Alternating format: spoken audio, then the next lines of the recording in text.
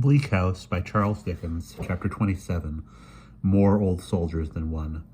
Mr. George has not far to ride with folded arms upon the box, for their destination is Lincoln's Inn Fields. When the driver stops his horses, Mr. George alights, and looking in at the window says, "What? Mr. Tulkinghorn's your man, is he?" "Yes, my dear friend. Do you know him, Mr. George?" "Why, I've heard of him. Seen him, too, I think. But I don't know him, and he don't know me." There ensures the carrying of Mr. Smallweed upstairs, which is done to perfection with the trooper's help. He is borne into Mr. Tulkinghorn's great room and deposited on the turkey rug before the fire.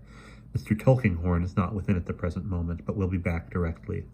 Mr. George is mightily curious in respect to the room. He looks up at the painted ceiling, looks round at the old law books, contemplates the portraits of the great clients, reads aloud the names on the boxes. "Sir Leicester Dedlock, Baronet," Mr. George reads thoughtfully. "Ha! Manor of Chesney Wold. Humph!" Mr. George stands looking at these boxes a long while. "Sir Leicester Dedlock, Baronet and Manor of Chesney Wold, eh?" "Worth a mint of money, Mr. George," whispers Grandfather Smallweed, rubbing his legs. "Powerfully rich." "What do you mean? This old gentleman or the baronet?" This gentleman. "So I have heard, and knows a thing or two. I'll hold a wager. Not bad quarters either," says Mr. George, looking round again. "See the strong box yonder?" This reply is cut short by Mr. Tulkinghorn's arrival. There is no change in him, of course, rustily dressed, with his spectacles in his hand, and their very case worn threadbare, in manner close and dry, in voice husky and low, in face watchful, behind a blind habitually not uncensorious and contemptuous perhaps. The peerage may have warmer worshippers and faithfuler believers than Mr. Tulkinghorn, after all, if everything were known. "Good morning, Mr. Smallweed, good morning," he says as he comes in. "You have brought the sergeant, I see. Sit down, sergeant." As Mr. Tulkinghorn takes off his gloves and puts them in his hat, he looks with half-closed eyes across the room to where the trooper stands, and says, within himself perchance, "You'll do, my friend." "Sit down, sergeant," he repeats as he comes to the table, which is set on one side of the fire, and takes his easy chair. "Cold and raw this morning, cold and raw." Mr. Tulkinghorn warms before the bars, alternately the palms and knuckles of his hands, and looks at the trio sitting in a little semicircle before him. "Now I can feel what I am about," as perhaps he can in two senses. "Mr. Smallweed, you have brought our good friend the sergeant, I see." "Yes, sir," returns Mr. Smallweed, very servile to the lawyer's wealth and influence.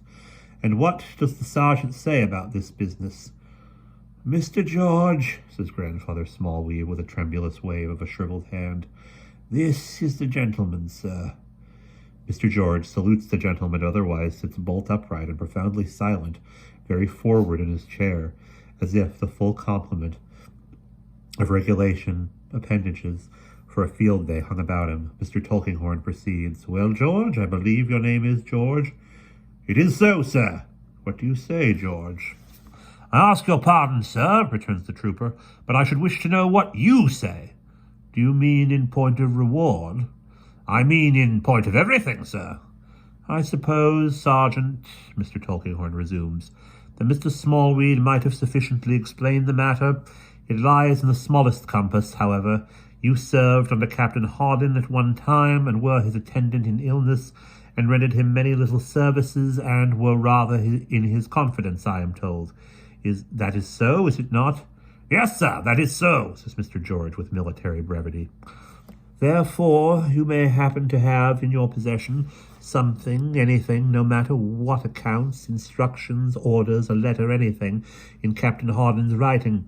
I wish to compare his writing with some that I have. If you can give me that opportunity, you shall be rewarded for your trouble. 3, 4, 5 guineas you would consider handsome, I dare say. If not, say how much more, in your conscience as a soldier, you can demand. There is no need for you to part with the writing against your inclination, though I shall prefer to have it." Mr. George sits squared in exactly the same attitude, looks at the painted ceiling, and says never a word. "The question is," says Mr. Tulkinghorn, in his methodical, subdued, uninterested way. "First, whether you have any of Captain Hawdon's writing."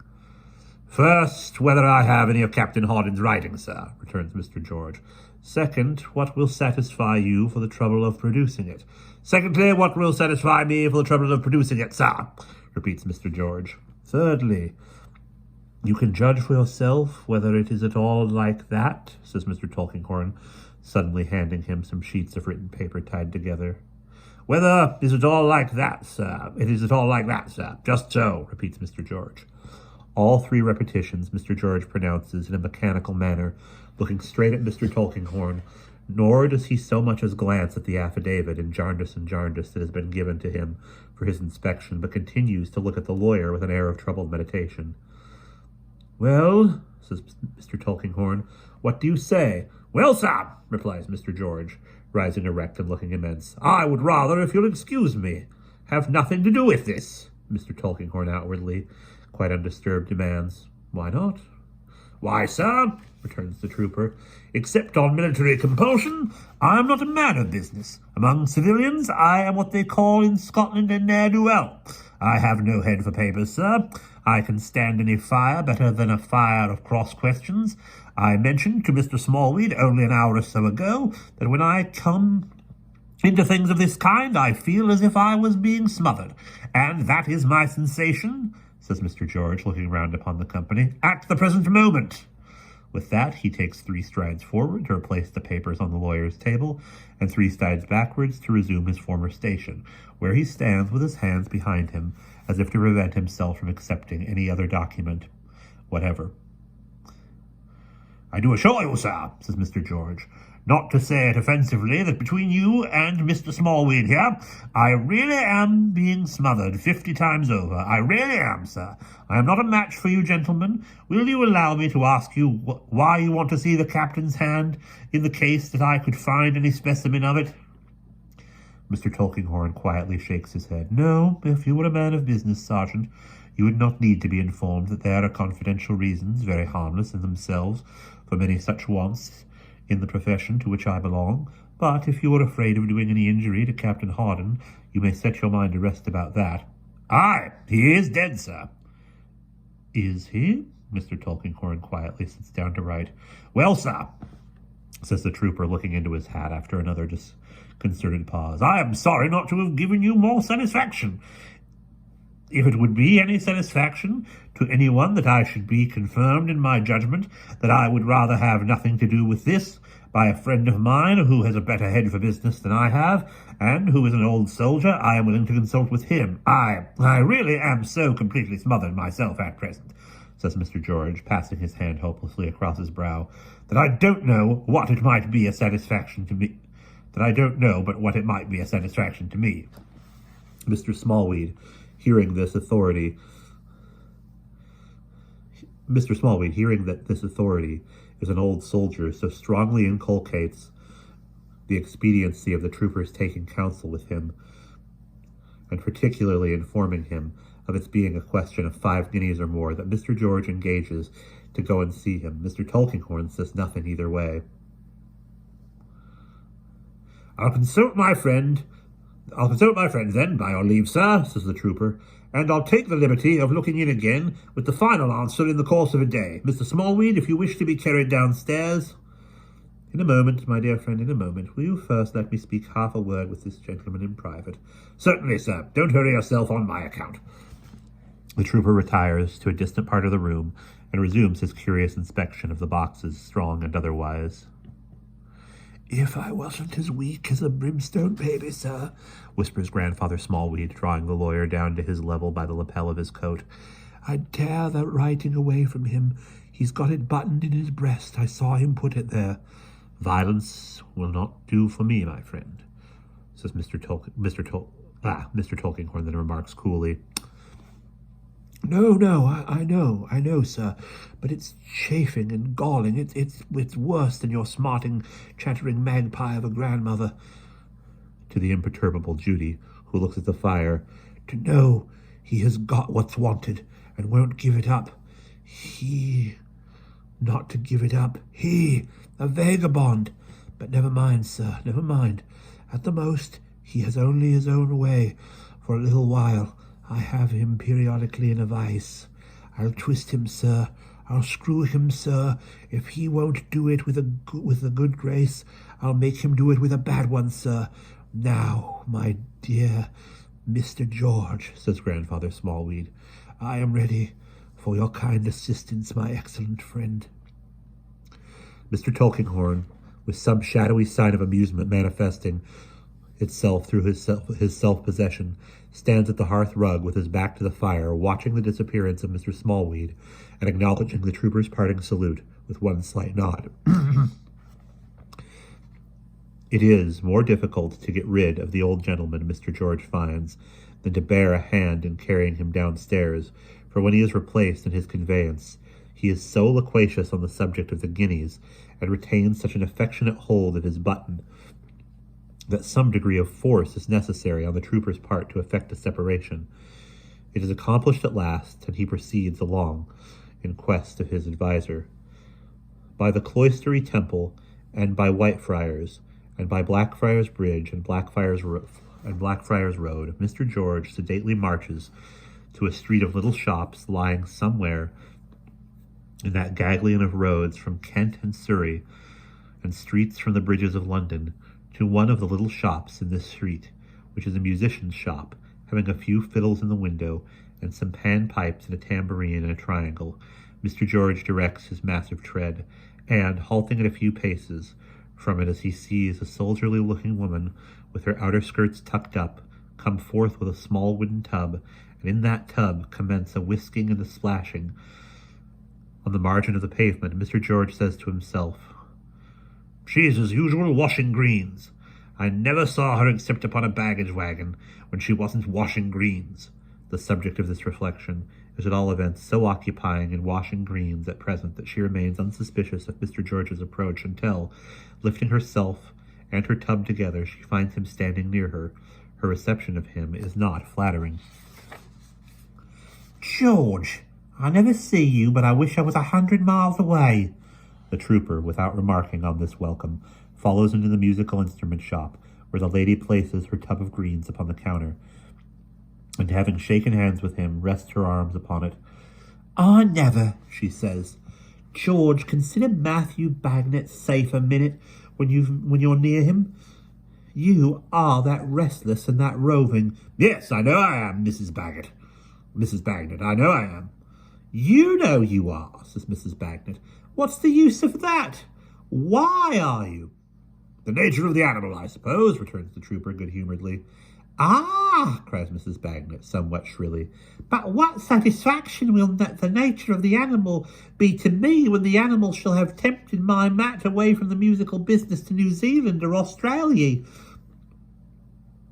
Mrs. Bagnet is not at all an ill-looking woman, rather large-boned, a little coarse, in the grain and freckled by the sun and wind, but healthy, wholesome, and bright-eyed. A strong, busy, active, honest-faced woman, from 45 to 50, clean, hardly, and so economically dressed, though substantially, that the only article of ornament of which she stands possessed appears to be her wedding ring, around which her finger has grown to be so large since it was put on it that it will never come off again until it shall mingle with Mrs. Bagnet's dust. "Mrs. Bagnet," says the trooper, "I am on my parole with you. Mat will get no harm from me. You may trust me so far." "Well, I think I may, but the very looks of you is unsettling," Mrs. Bagnet rejoins. "Ah, George, if only you'd settled down and married Joe Poacher's widow when he died in North America. She'd have combed your hair for you." "It's not a chance for me, certainly," returns the trooper, half laughing, half seriously. "But I shall never settle down into a respectable man now. Joe Poacher's widow might have done me good, but I couldn't make up my mind to it. If I had had the luck to meet with such a wife as Mat found," Mrs. Bagnet, who seems in a virtuous way to be under little reserve with a good sort of fellow, but to be another good sort of fellow herself, for that matter, receives this compliment by flicking Mr. George in the face with a heap of greens and taking her tub into the little room behind the shop. Why, Quebec, my poppet, says George, following on invitation into that department. And little Malta, too. Come and kiss your Bluffy. These young ladies, not supposed to have been actually christened by these names applied to them, not supposed to have been actually christened by the names applied to them, though always so called in the family from the place of their birth in the barracks, are respectively employed on three-legged stools, the younger, some 5 or 6 years old, in learning her letters out of a penny primer, the elder, 8 or 9 perhaps, in teaching her, and sewing with great assiduity. Both hail Mr. George with acclamations as an old friend, and after some kissing and romping, plant their stools beside him. "And how's young Woolwich?" says Mr. George. "Ah, there now," cries Mrs. Bagnet, turning about from her saucepans, for she is cooking dinner. "What?" with a bright flush in her face. "Would you believe it? Got an engagement at the theatre with his father to play the fife in a military piece." "Well done, my godson," cries Mr. George, slapping his thigh. "I believe you," says Mrs. Bagnet. "He's a Briton. That's what Woolwich is, a Briton." "And Matt blows away at his bassoon, and your respectable civilians one and all," says Mr. George. "Family people, children growing up, Matt's old mother in Scotland and your old father somewhere else, corresponded with and helped a little, and well, to be sure, I don't know why I shouldn't be wished 100 mile away, for I have not much to do with all this." Mr. George is becoming thoughtful, sitting before the fire in the whitewashed room, which has a sanded floor and a barrack smell, and contains nothing superfluous, and has not a visible speck of dirt or dust in it, from the faces of Quebec and Malta in the bright tin pots and pannikins upon the dresser shelves. Mr. George is becoming thoughtful, while sitting here while Mrs. Bagnet is busy, when Mr. Bagnet and young Woolwich opportunely come home. Mr. Bagnet is an ex-artilleryman, tall and upright, with shaggy eyebrows and whiskers like the fibers of a coconut, not a hair upon his head, and a torrid complexion. His voice, short, deep, and resonant, is not at all unlike the tones of the instrument to which he is devoted. Young Woolwich is the type and model of a young drummer. Both father and son salute the trooper heartily, he saying in due season that he has come to advise with Mr. Bagnet. Mr. Bagnet hospitably declares that he will hear of no business until after dinner, and that his friend shall not partake of his counsel without first partaking of boiled pork and greens. The trooper yields to this invitation. He and Mr. Bagnet, not to embarrass the domestic preparations, go forth and take a turn up and down the little street. "George," says Mr. Bagnet, "you know me. It's my old girl that advises. She has the head, but I never own it before her. Discipline must be maintained. Wait till the greens is off her mind. Then we'll consult. Whatever the old girl says, do it." "I intend to, Matt," replies the other. "I would sooner take her opinion than that of the college." "College," returns Mr. Bagnet, in short sentences, bassoon-like. "What college could you leave in another quarter of the world with nothing but a grey cloak and an umbrella? To make its way home to Europe, the old girl would do it tomorrow. Did it once." "You are right," says George. "What college?" pursued Bagnet. "Could you set up for life with 2 pennyworth or a white lamb, a penn'orth of fuller's earth, a ha'porth of sand, and the rest of the change at a 6pence in money? That's what the old girl started on in the present business. I am rejoiced to hear it thriving, Matt." "The old girl," said Mr. Bagnet, acquiescing, "saves, has a stocking somewhere with money in it. I never saw it, but I know she's got it. Wait till the greens is off her mind, then she'll set you up." "She is a treasure," exclaimed Mr. George. "She's more, but I never owned it to her. But I never owned to it before her. Discipline must be maintained. It was the old girl that brought out my musical abilities. I should have been in the artillery now, but for the old girl. 6 years I hammered at the fiddle, 10 at the flute. The old girl said it wouldn't do. Intention good, but want of flexibility. Tried the bassoon. The old girl borrowed the bassoon from the bandmaster of the rifle regiment. I practiced it in the trenches. Got on, got another, got a living by it." George remarks that she looks as fresh as a rose and as sound as an apple.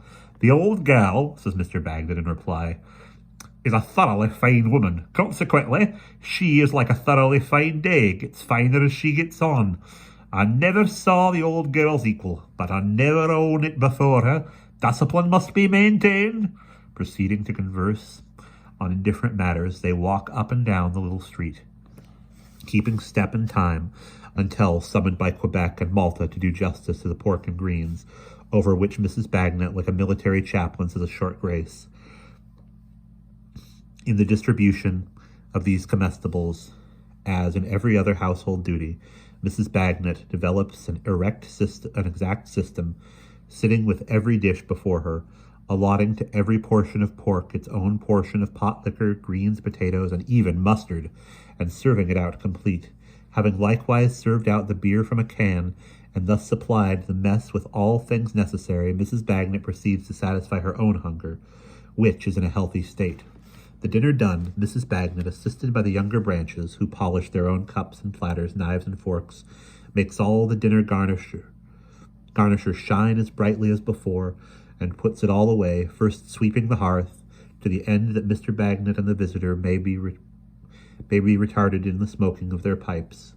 These household cares involve much patenting and counter-patenting in the backyard, and considerable use of a pail, which is finally so happy as to assist in the ablutions of Mrs. Bagnet herself, the old girl reappearing by and by quite fresh, and sitting down to her needlework. Then, and only then, the greens being only then to be considered as entirely off her mind, Mr. Bagnet requests the trooper to state his case. This Mr. George does with great discretion, appearing to address himself to Mr. Bagnet, but having an eye solely on the old girl, as Bagnet has himself. She, equally discreet, busies herself with her needlework.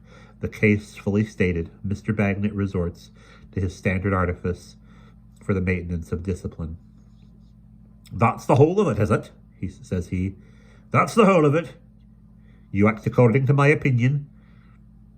"I shall be guided," replies George, "entirely by it." "Old girl," says Mr. Bagnet, "give him my opinion, you know it. Tell him what it is."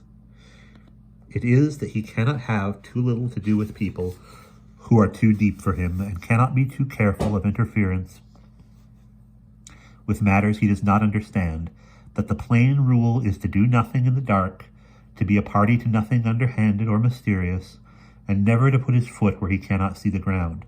This, in effect, is Mr. Bagnet's opinion, as delivered through the old girl, and so relieves Mr. George's mind, by confirming his own opinion and banishing his doubts, that he composes himself to smoke another pipe on that exceptional occasion, and to have a talk over old times with the whole Bagnet family.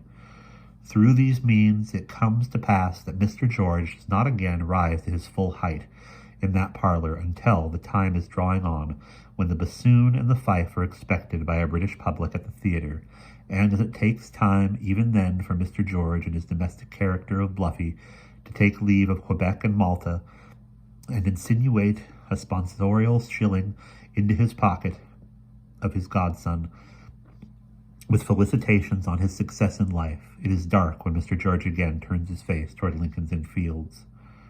"A family home," he ruminates as he marches along, "however small it is, makes a man like me look lonely. But it's well I never made that evolution of matrimony. I shouldn't have been fit for it. I am such a vagabond still, even at my present time of life, that I couldn't hold to the gallery a month together if I was a regular pursuit, or if I didn't camp there, gypsy fashion. Come, I disgrace nobody and cumber nobody. That's something I have not done, that for many a long time." So he whistles it off and marches on. Arrived in Lincoln's Inn Field, and mounting Mr. Tulkinghorn's stair, he finds the outer door closed and the chamber shut. But the trooper, not knowing much about outer doors, and the staircase being dark besides, he is yet fumbling and groping about, hoping to discover a bell handle, when Mr. Tulkinghorn comes up the stairs, quietly of course, and angrily asks, "Who is that? What are you doing there?" "I ask your pardon, sir, it's George, the sergeant." "And couldn't George the sergeant see that my door was locked?" "Why, no, sir, I couldn't. At any rate, I didn't," says the trooper, rather nettled. "Have you changed your mind, or are you in the same mind?" Mr. Tulkinghorn demands, but he knows well enough at a glance. "In the same mind, sir." "I thought so. That's sufficient. You can go." "So you are the man," says Mr. Tulkinghorn, opening the door with the key. in whose hiding place Mr. Gridley was found. Yes, I am the man, says the trooper, stopping 2 or 3 stairs down. What then, sir? What then? I don't like your associates. You should not have seen the inside of my door this morning if I had thought of your being that man. Gridley, a threatening, murderous, dangerous fellow. With these words spoken in an unusually high tone for him, the lawyer goes into his rooms and shuts the door with a thundering noise. Mr. George takes his dismissal in great dudgeon, the greater because the clerk is coming up the stairs. In coming up the stairs, has heard the last words of all, and evidently applies them to him. A pretty character to bear, the trooper growls with a hasty oath as he strides downstairs. A threatening, murderous, dangerous fellow. And, looking up, he sees the clerk looking down at him. This so intensifies his dudgeon that for 5 minutes he is in an ill humor, but he whistles that off like the rest of it and marches home to the shooting gallery. And that is the end of chapter 27.